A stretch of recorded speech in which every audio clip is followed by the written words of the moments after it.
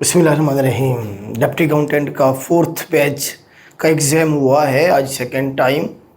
Last batch था ये और डिप्टी अकाउंटेंट के जो पेपर हैं वो ख़त्म हो गए हैं। अब बच्चों को रिज़ल्ट का इंतज़ार रहेगा। तो रिज़ल्ट बेटा मिनिमम 1 महीना ले जाता है। पीपीएससी जो भी एग्ज़ाम कंडक्ट करता है उसके चेकिंग तक 1 महीने के राउंड अबाउट जो है टाइम लग जाता है। तो 1 महीना सब्र करें, ठीक है। जिसने मेहनत की, जिसने परफॉर्म किया, इंशाल्लाह वो देखेंगे उनका रिज़ल्ट भी अच्छा होगा, वो ज़रूर शॉर्ट लिस्ट होंगे। लेकिन अभी आपने आगे चलना है, ये कोई आखिरी इम्तिहान नहीं था आपकी ज़िंदगी का। आगे चल के चाइल्ड प्रोटेक्शन ऑफिसर के एग्ज़ाम होना है, अगस्त के मिड तक वो हो जाएगा। उसके बाद फिर आपकी आगे चल के असिस्टेंट डायरेक्टर सोशल सिक्योरिटी, जिसे एडीपीएससी की सीट कहते हैं, जिस पर मैं ऑलरेडी सर्व कर रहा हूँ, उसकी कोई 25-26 सीटें हैं। वो इंशाल्लाह नेक्स्ट किसी भी एडवर्टाइजमेंट में अनाउंस हो जाएंगी। उसका यही जनरल सिलेबस होगा, ठीक है। इसी तरह से असिस्टेंट डायरेक्टर एग्रीकल्चर की कुछ सीटें हैं, वही 32-34 सीटें हैं। तो वो भी इंशाल्लाह आनी है, वो भी जनरल एजुकेशन होगी उसके लिए और जनरल ही उसका सिलेबस होगा।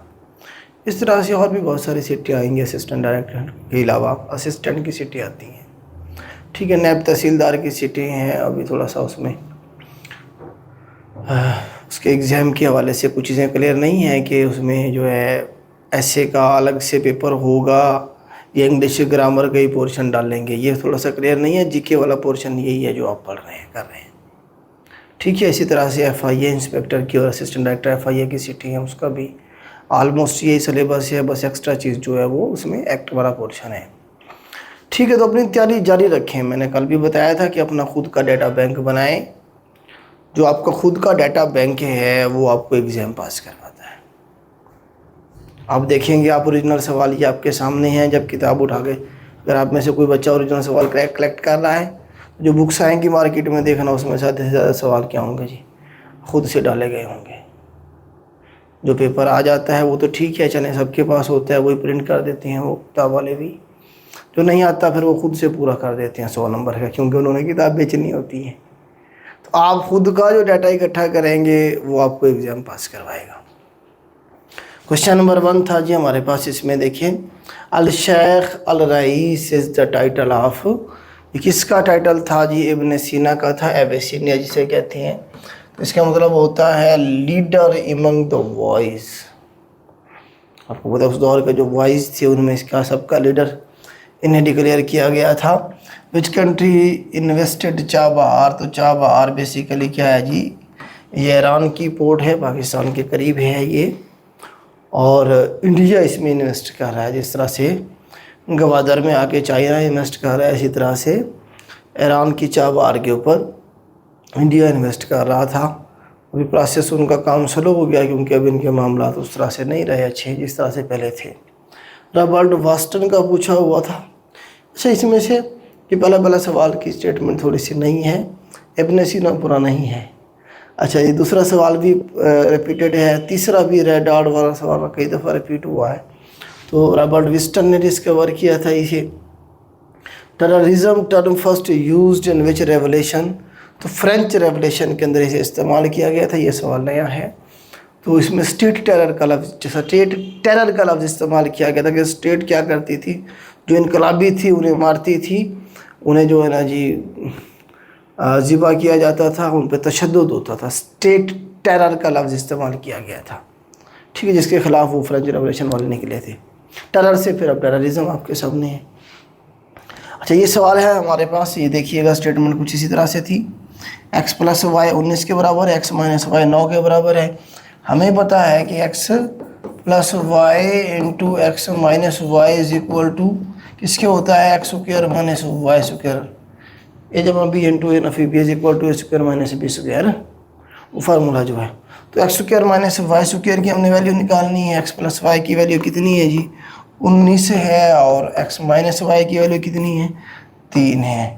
तो ये किसके बराबर हो जाएगा, 19 × 3, 9 × 3 27, 2 3 × 3 2 5 57, 57 इसका आंसर आता है जी। 57 देखिएगा ऑप्शन में था। अगर स्टेटमेंट यही थी, वैल्यूज़ यही थी, तो फिर यही आएगा। हो सकता है वैल्यूज़ चेंज हो, स्टेटमेंट यही हो, तो इसी मेथड के साथ आप करेंगे, आपका जवाब आ जाएगा। आगे डिमिनिश का अलग था हमारे पास, इसका एंटोनिम पूछा गया है। डिमिनिश का मतलब होता है किसी चीज़ को कम करना, मिनिमाइज करना, तो इसका एंटोनिम इंक्रीज करना, बढ़ाना किसी चीज़ को हो जाएगा। आगे हमारे पास है कंस्ट्रू का मतलब पूछा हुआ था, क्या है जी? टू इंटरप्रेट का ऑप्शन मौजूद होगा, पेपर में नहीं था, तो टू अंडरस्टैंड हो सकता है, एक्सप्लेन हो सकता है किसी भी चीज़ को। ये इंटरप्रेट का मेरे ख्याल से ऑप्शन था, बच्चे बता रहे थे। नेक्स्ट है जी हमारे पास डे ऑफ डिलीवरेंस, ये कल भी मैंने आपको बताया था। तो मोहम्मद अली जिन्ना साहब के कहने पे 22 दिसंबर 1939 को मनाया गया था, कांग्रेस मिनिस्ट्रीज के रिज़ाइन की वजह से।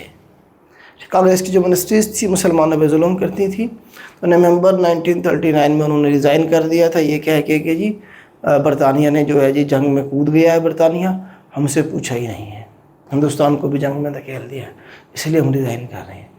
तो मुस्लिम लीग को, जिन्ना साहब को, मुसलमानों में कुछ सुख का सांस मिला था, क्योंकि कांग्रेस की जो मिनिस्ट्रीज थी उससे जान छूट गई थी। तो जिन्ना साहब ने 22 दिसंबर 1939 को डे ऑफ डिलीवरेंस मनाने का कहा था, यौम तशक्कुर जिसे हम कहते हैं।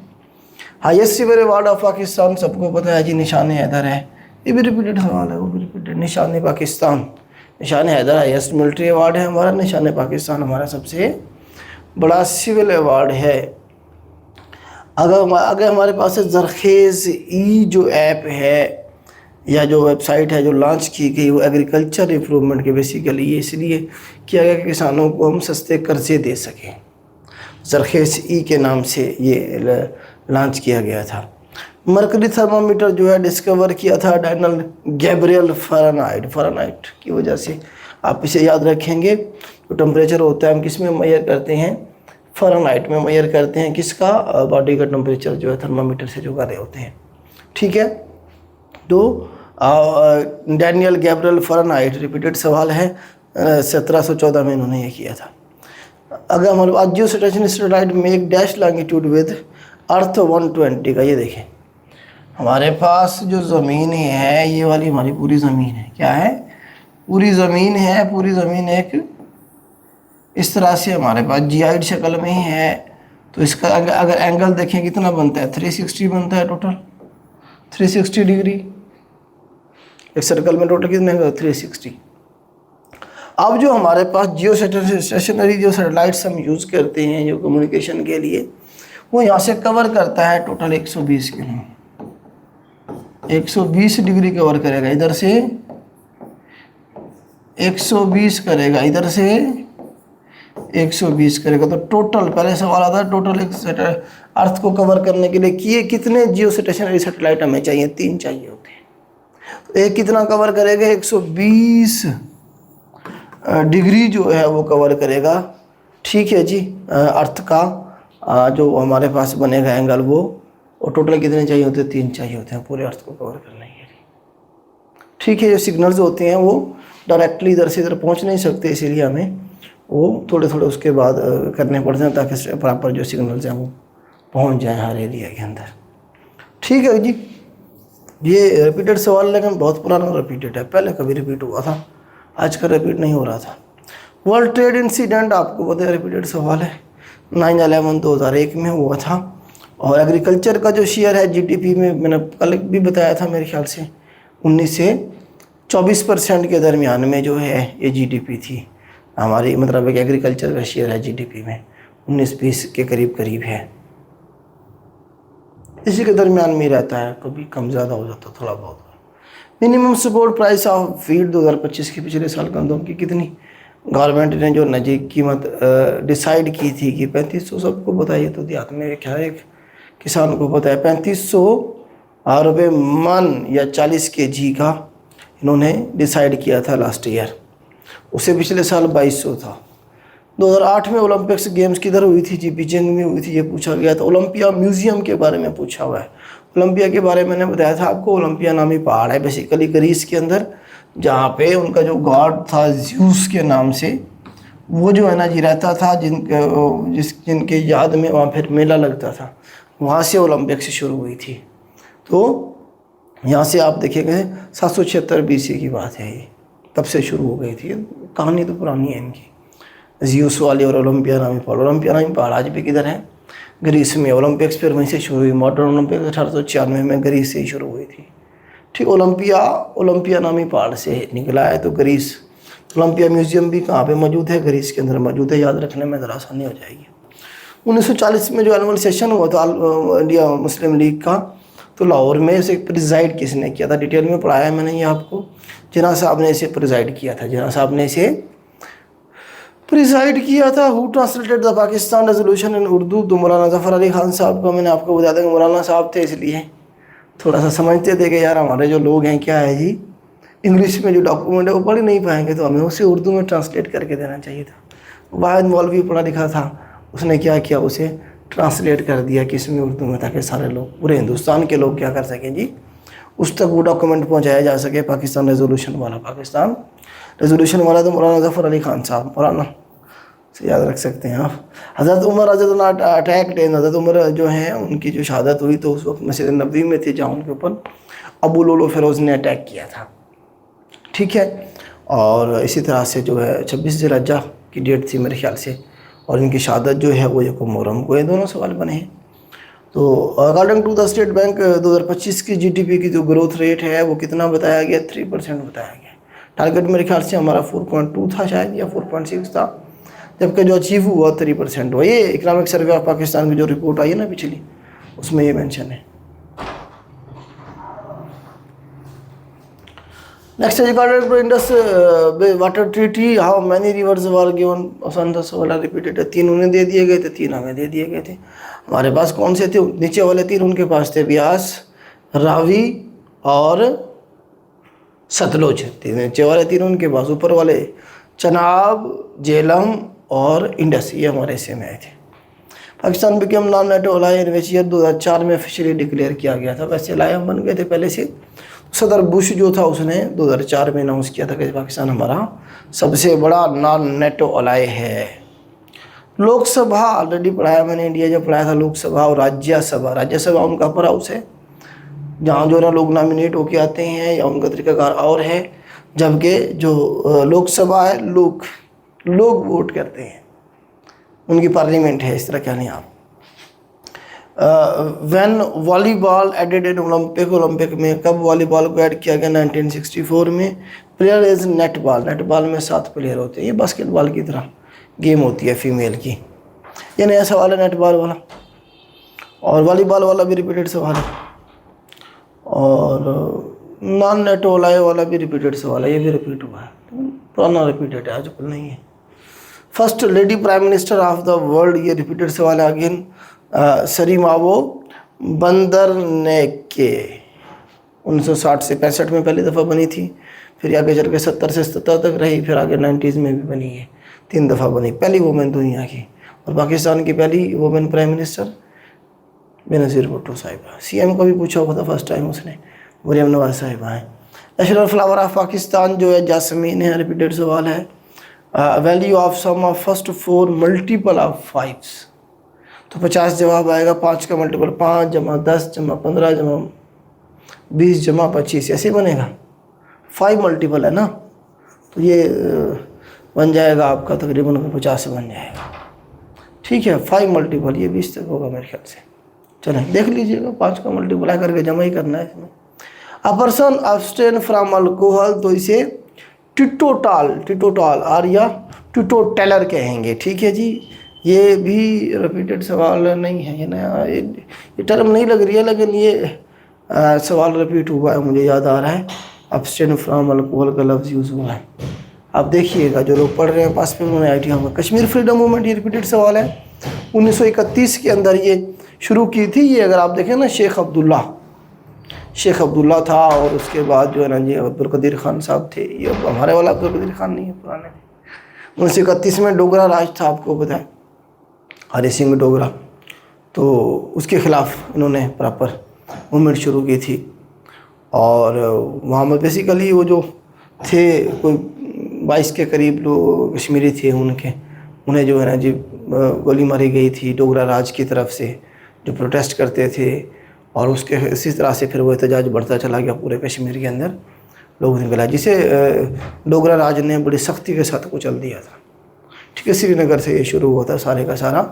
ये आजकल आप देखेंगे ना, इंडिया का जो कश्मीर है, जिसे वो जम्मू कश्मीर कहते हैं, उसमें एक बंदा है उमर अब्दुल्ला, उनका सीएम भी रहा। उसका बाप है फ़ारूक अब्दुल्ला, वो भी सीएम रहा है।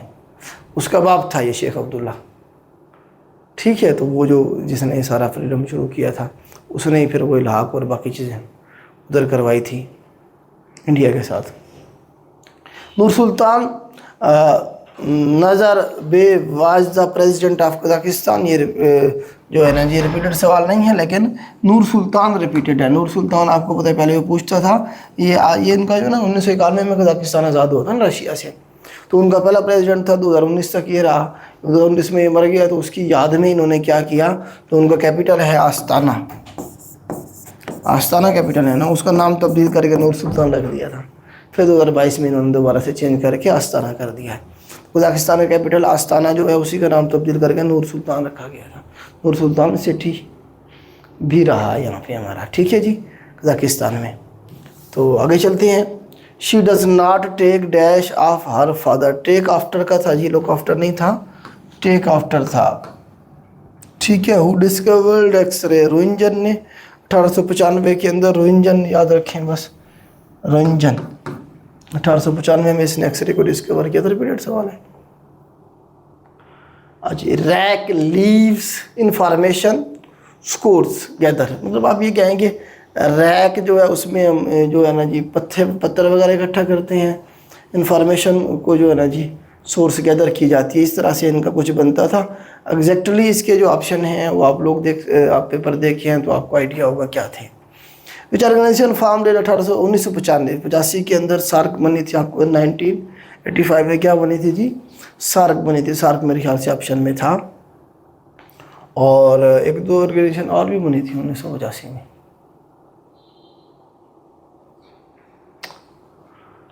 आरसीडी ऑप्शन में था, आरसीडी तो 64 में बनी थी, आरसीडी का नाम चेंज करके ईसीओ। चले, मेरे ख्याल से सार्क ऑप्शन में था। इस सवाल को स्टेटमेंट का आपको ज़्यादा, बहिरा जो राहिब था उसका असल नाम जर्जीस था, मैंने इस्लामियात में पढ़ाया है। बहिरा जो राहिब था, जो नबी पाक सल्लल्लाहु अलैहि वसल्लम के साथ नबी वसल्लम के जो नबी होने की जिसने पेशेनगोई की थी, जो काफिले के पीछे पीछे चल रहा था, जिसने महसूस किया कि जी दरख्त सिजदे कर रहे हैं, बादल जो है ना जी साया कर रहे हैं, उसने जाके फिर अबू तालिब जो थे नबी पाक के चचा, नबी पाक उस वक्त 12 साल के थे ना, काफिले के साथ जा रहे थे शाम पहली बार, तो उसने जाके अबू तालिब जो थे आपके चचा, उन्हें कहा कि जी बताएं जी ये बच्चा जो है, जब उन्होंने देख ली सारे निशानियाँ, तो पूछा जी ये बच्चा जो है कौन है, किसके साथ आया है, तो उन्होंने कहा जी मैं वालिद हूँ। जर्जीस ने कहा, बहिरा ने कहा नहीं ऐसा नहीं है, आप इसके वालिद हो ही नहीं सकते, क्योंकि हमने जो पढ़ा, जो निशानियाँ मैंने देखी, मोहरे नबूवत देखी, सिजदा करना देखा, सारा कुछ उसके बारे में जो बच्चा है उसके बारे में हमें बताया गया। हमारी किताबें ये बताती हैं कि वो क्या होगा जी, यतीम पैदा होगा, उसका वालिद होगा ही नहीं, आप कैसे इसके वालिद हो सकते हैं। फिर अबू तालिब ने बताया था कि हाँ मैं वालिद की तरह हूँ इनका, मैं एक्चुअली वालिद नहीं हूँ, मैं चचा हूँ इनका। फिर उन्होंने पेशेनगोई की थी, ये बच्चा आगे जाके नबी बनेगा, तो आप इसे दोबारा यहाँ ना लेके आएँ, उधर ही रखें मक्का में, वरना ये यहूदियों को पता चल गया। यहूदियों ने जिस तरह हमारे नबी हज़रत ईसा अलैहिस्सलाम को वो तो शहीद समझते हैं ना, कहते हैं ना सूली पे लटका दिया था, ईसाई ये कहते हैं, हम कहते हैं अल्लाह पाक ने उठा लिया था। जिस तरह से उन्होंने हज़रत ईसा को नुकसान पहुँचाया, इस तरह से वो कहीं से भी नुकसान ना पहुँचा दें। फिर आप दोबारा शाम नहीं गए, दोबारा फिर आप शाम गए जब आप जवान हो गए थे, 24 साल के, हज़रत खदीजा का माल लेके फिर तब गए थे 25 में। ठीक हो गया जी। तो ये पूरा वाक़या है, मैंने सारा सुनाया था। ईमेल एड्रेस आपको पता ही है ऑलरेडी, नाम होता है पहले, फिर उसके साथ @ होता है, फिर जीमेल, मतलब बंदे का नाम होता है और उसके बाद हमारे पास डोमेन नेम होता है। ठीक है जी। तो 2 पार्ट होते हैं इसके, मेन मकसद इस तरह पूछता है। निप इन द बड का मतलब होता है किसी चीज़ को, बुराई को पैदा होते ही ख़त्म कर दिया जाए।